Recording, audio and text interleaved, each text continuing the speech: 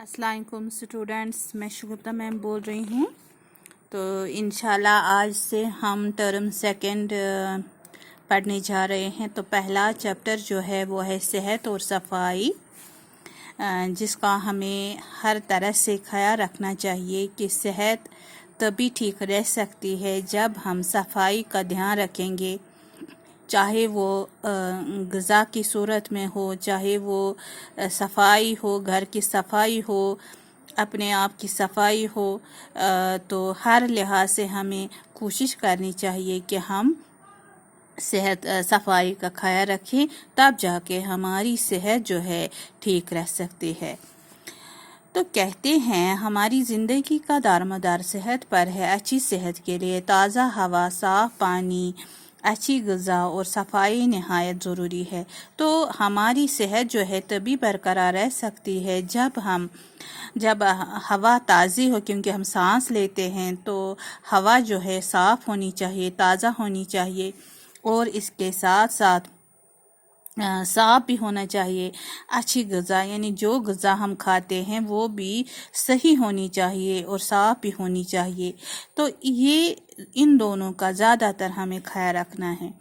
खुराक और पानी के बगैर हम खुराक और पानी के बगैर हम कुछ दिन तो ज़िंदा रह सकते हैं, लेकिन हवा के बगैर एक पल भी ज़िंदा रहना मुश्किल है।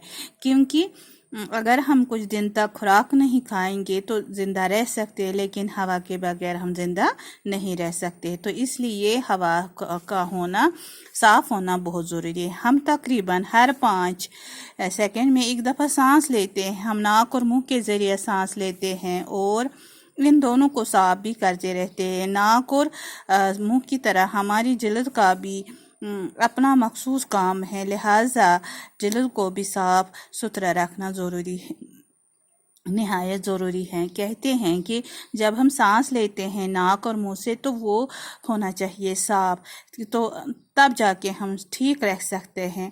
और हमारी जिल्द जो है, स्किन जिसको बोलते हैं, वो भी साफ़ होना चाहिए। कि हमें क्या करना चाहिए, साफ़ सुथरा रहना चाहिए, रोज़ रोज़ नहाना चाहिए, रोज़ रोज़ कपड़े चेंज करनी चाहिए। तंदुरुस्ती और बीमारी दोनों हालतों में ताज़ा और साफ़ हवा इंसानी ज़िंदगी के लिए लाजमी है। तो इस लिहाज से ताज़ा और साफ़ हवा जो है, इससे ज़िंदगी जो है बरकरार रह सकती है। तो हमारी तंदुरुस्ती जो है, सेहत की तंदुरुस्ती जो है वो ठीक रह सकती है। अच्छा खून सिर्फ अच्छी ग़िज़ा और साफ़ पानी, साफ़ खुराक से ही नहीं बनता, बल्कि ताज़ा और साफ़ हवा भी इसके लिए ज़रूरी है। कहते हैं कि हमारा खून जो है जिस्म में, वो अच्छी ग़िज़ा और साफ़ खुराक से ही नहीं बल्कि क्या होना चाहिए, ताज़ा और साफ़ हवा भी इसके लिए ज़रूरी है। तो वो किससे होता है, जब हम वर्जिश करेंगे सुबह सवेरे, क्योंकि सुबह सवेरे जो हवा होती है वो साफ़ होती है, ताज़ा होती है। सुबह सवेरे हवाखोरी से सुस्ती दूर हो जाती है। यानी जब हम सुबह सवेरे उठते हैं तो हमें ऐसा करना चाहिए, मॉर्निंग वॉक पर जाना चाहिए, जिससे हमारा खून जो है बढ़ सकता है और ताज़ा हवा मिल सकती है। ताज़ा हवा में थोड़ी देर बहुत वर्जिश भी करनी है चाहिए। इससे जिस्म के तमाम अज़ा तंदुरुस्त और तवाना रहते हैं। ताज़ा हवा ग़िज़ा के हज़म होने में भी मददगार साबित होती है। तो वर्जिश जो है बहुत ज़रूरी है। तो इस लिहाज से जिस्म के तमाम अज़ा जो होते हैं वो तभी कामयाब रह सकते हैं, तवाना यानी मजबूत, तंदुरुस्त, जब हम वर्जिश करेंगे। तो सुबह सवेरे जो ताज़ा हवा होती है वो ग़िज़ा को हज़म भी करते हैं, तो इससे हमें बहुत मदद हासिल होती है। फिर कहते हैं खुदा की अता की हुई नियामतों में पानी बहुत बड़ी नियामत है। कहते हैं कि अब पानी जो है, जिस तरह हमने इससे पहले पढ़ा कि खुराक, अच्छी ग़िज़ा और हवा के बारे में, तो अब कहते हैं पानी जो है, जो हम पानी पीते हैं वो नियामत है अल्लाह की तरफ से। तो वो क्या होना चाहिए, साफ़ होना चाहिए। हमारे जिस्म का 3/4 हिस्सा पानी की शक्ल में है। पानी खुराक को अच्छी तरह हज़म करने में मदद करते हैं। कहते हैं कि जो भी ग़िज़ा हम खाते हैं تو اگر ہم پانی نہیں پئیں گے تو وہ کیسے مل سکتا ہے اندر سے؟ تو ہمیں کیا کرنا چاہیے؟ پانی کو ہمیں دن میں بہت بار پینا چاہیے، جس سے خون جو ہے وہ موٹا نہیں ہو جائے گا، پتلا ہو جائے گا، تو بیماریاں جو ہے دور ہو سکتی ہے۔ پینے کے لیے پاک اور صاف پانی کا ہی استعمال کرنا چاہیے۔ تو جب ہم پینے کا پانی پئیں گے وہ ہونا چاہیے صاف اور پاک۔ ابالا ہوا پانی عام طور پر جراثیم سے پاک ہوتا ہے، کیونکہ جب ہم ابالا ہوا پانی پیتے ہیں تو اس سے کیا ہوتا ہے، جرم جو ہے، جراثیم جو ہے ختم ہو جاتے ہیں۔